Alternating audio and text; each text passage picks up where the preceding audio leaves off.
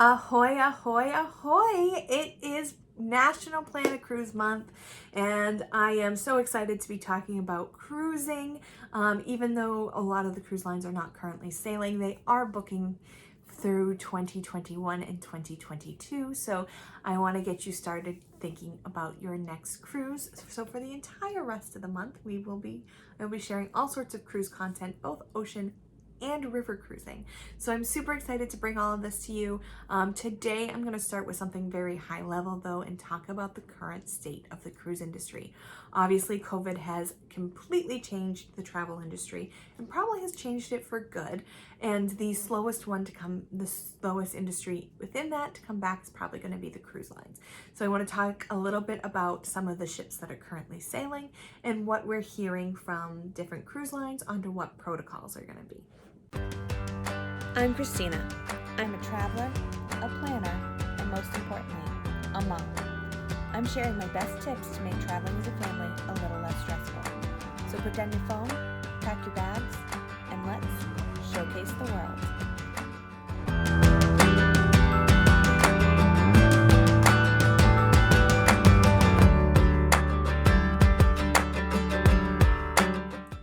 So at the moment for Americans, the cruise line is essentially shut down, but there's hope to the restart of the cruise line before the end of 2020.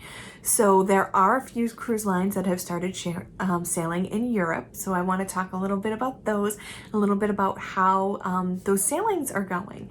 But first I want to kind of give you an idea of exactly why this is important. So almost 500,000 people are directly or indirectly deriving their income from the cruise industry. So obviously I'm one of them.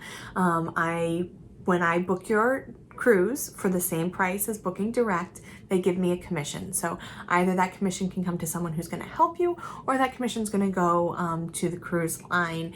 But either way, you're supporting the industry. So it would be great if you booked your next cruise through a travel agent, whether it's me or someone else, because we've been hit so hard by this. We definitely need your support, and it's the same cost as booking direct. So there really is no negative for you. There's really only benefit to having someone to talk to, someone to help you plan things, and someone to support you and you support them. Mutual support, right? So the cruise industry had over $24 billion in direct spending in 2019, and it has almost a $60 billion economic impact on the US economy. $60 billion. So you might think, oh, it might be silly to get the cruises started again, but it really makes such huge impact on our tourism industry, on jobs, on all sorts of things. So it's really important that we're having this discussion. Someone did a report, and it says that we know for every 1% drop of cruising that occurs worldwide, up to 10,000 jobs are lost. So if cruising drops 1%, 10,000 people lose their jobs. So it's really, really important to support this industry. The Carnival Corporation has already announced that they are selling 18 ships across their fleet. They're selling ships from Holland, from Costa Cruises, from Carnival Cruises, from P&O, which is down in the Pacific, and from Princess Cruise Lines. Those 18 ships represent 12% of their capacity, but only 2% of their earnings. So I wouldn't be too afraid of the solvency of some of the cruise lines, like these big cruise lines like Carnival Corporation. Royal Caribbean owns a few cruise lines as well. You want to make sure that you kind of understand the economic risk. And one of the things to think about is if you are planning a cruise, you definitely want to consider travel insurance.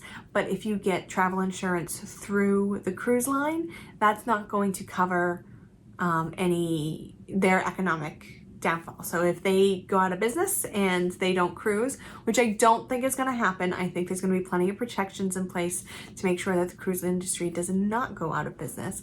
But if that's something you're fearful of, you want to make sure you get travel insurance through a third-party provider, and that will protect you, depending on the insurance policy. You want to talk to your insurance agent.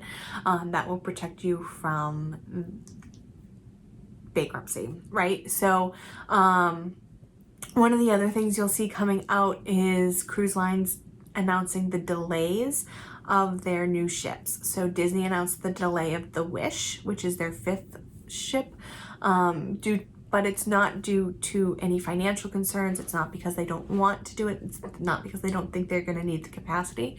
It's because manufacturing is delayed and the shipyards were closed.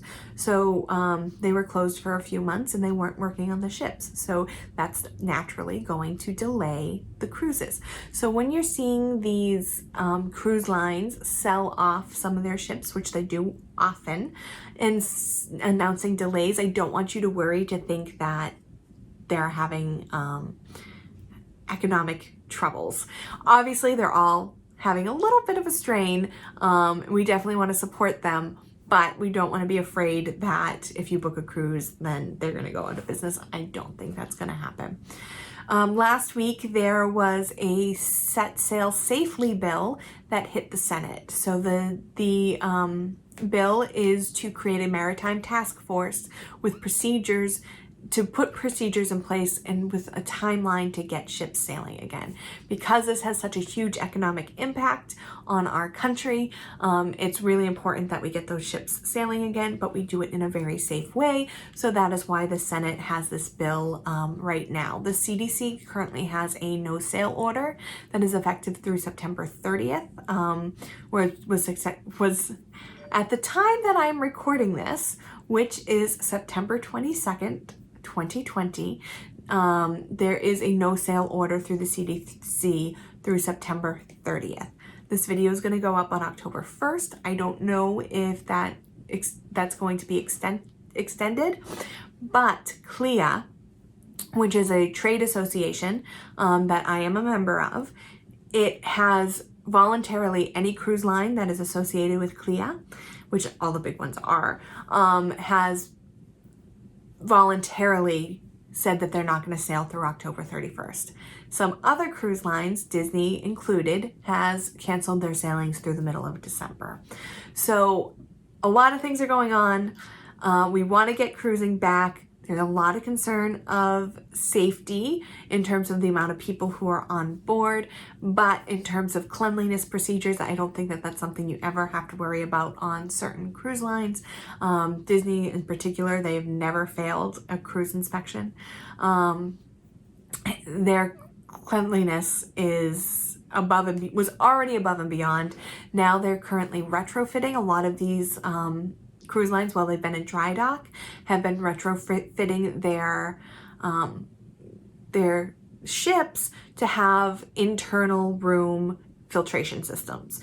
So instead of having a full filtration system that goes through the whole ship, it would just be your room that the air is recycling through. So you're not sharing the air with somebody who is in another room. Right? So that's something that a lot of the cruise lines are doing during this downtime. So I want to talk a little bit about what is currently sailing. So MSC and some other cruise lines are sailing the Mediterranean right now, but I love MSC, so I'm going to talk about them specifically. So MSC is an Italian-owned cruise line. They do cruise the Caribbean. They are some of my favorite itineraries in the Med. It is a great value. MSC have great value. Kids sail free, so they're a great family option in the Med. So they're sailing again with just European travelers. American travelers are not welcome quite yet. But before boarding, MSC passengers were tested for COVID with a primary antigen test and then a secondary molecular test. So there's 2 tests. And if you fail either one of those, you're denied boarding. So their first sailing, nobody tested positive, so they didn't have any issues. There was no virus on board. The second cruise that they ran, 1 passenger tested positive both tests, and they were denied boarding. Not only were they denied boarding, the rest of their traveling party was also denied boarding, as well as the people who were were transported from the hotel in the cruise line shuttle. So something to think about as we start cruising again is not taking the cruise line transfers from Disney to Port Canaveral, not taking them from your hotel, your port hotel, to the ship. You want to make sure you're in private transportation so that if someone does test positive, you don't have to worry that you are on a mode of transportation with them that you would be denied boarding. So MSC ships are currently operating at 60%. There was a rumor that Disney said that they were going to come back at 70%. We'll see what those numbers come out of the Senate task force. But right now, MSC is only operating at 60% capacity. All activities on board are catered towards smaller groups, and the excursions must be made through the ship. So that's just to keep the people of the port protected and to keep you protected from getting it from someone at port. One family broke the rules during a port stop and they were denied reboarding, and because they broke the rules, they have to, that was at their cost. So the people in the transportation van, they're able to rebook, or they were able to get home. That's covered by insurance, not a problem. The people who broke the rule during the stop, that's at their cost. They're not going to get anything back from the cruise line. They're not going to get anything back from their insurance because they broke the rules. So it's an important distinction to know. Be prepared for altered itineraries. Some countries might be slow to admit ships, so your traditional itineraries might change a little bit. You might be spending more time in one port, more time in another. If there's an epicenter that breaks out, you might have a different itinerary by day. So be prepared for overnights in some ports, which is really exciting. I love when cruise ships overnight. If a epicenter develops in a planned port while you're sailing, things might change. So just make sure you're being flexible. Be sure you're being fluid. One thing that I know people are worried about is if there's an outbreak on board, that they're not going to be able to get home. Some people were stuck on cruise ships for a few weeks because countries wouldn't admit them. That was at the beginning of this. That was at the beginning when we didn't understand things. That was at the beginning when there weren't protocols in place. So I wouldn't be worried about being stranded if there's an outbreak on board. I would be more, all the major players are developing protocols to handle that, to make sure that you're getting home safely and everyone is safe. One of the things that I do know they're preparing is that they're going to have some staterooms set aside for quarantine. So should someone end up testing positive during the cruise that was not positive when they boarded, they will have a separate section of the ship where they're able to quarantine. Other additional procedures that I have seen on the cruise lines that are sailing, MSC is the big one, but there's also small ones like Sea Dream that have smaller ships. But what I think we'll see based on that and based on what some of the cruise lines have said is that the already stringent cleaning procedures will be stepped up. There will be hospital grade disinfectant and the use of UVC light technology. I think we're going to see a slower turnover on ships. So we won't see the people getting off the ship at 10 and new people getting on at 11. I think boarding times will be a little bit later. Buffets are going to switch to full service where servers will plate the food. New medical grade air filters are being installed in each room. I talked about that a little bit with the new filtration systems, that the only air you'll be breathing in your room is your air. And those, the already insane cleaning routines. I really think someone should make a documentary about the cleaning procedures on ships because it's fascinating, and you would be amazed at to how clean these ships are.